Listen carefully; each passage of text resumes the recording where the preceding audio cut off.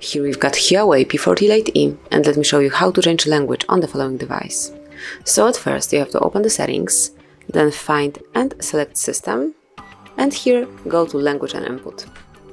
Now click on Language and Region, and by tapping on Add Language, you can choose some language from the following list. As you can see, HUAWEI prepared lots of possibilities here for you. You can also update the list if you will not find here the proper one, but let me choose something from the available here, and that can be Italian.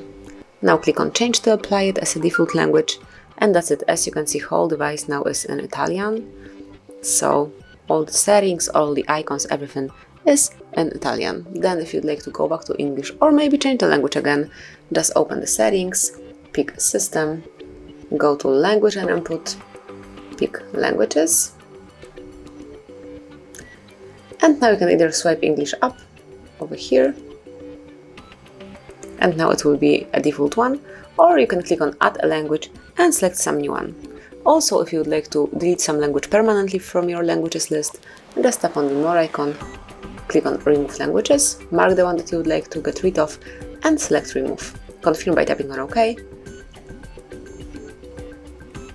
And that's it. As you can see, now we've got English only here.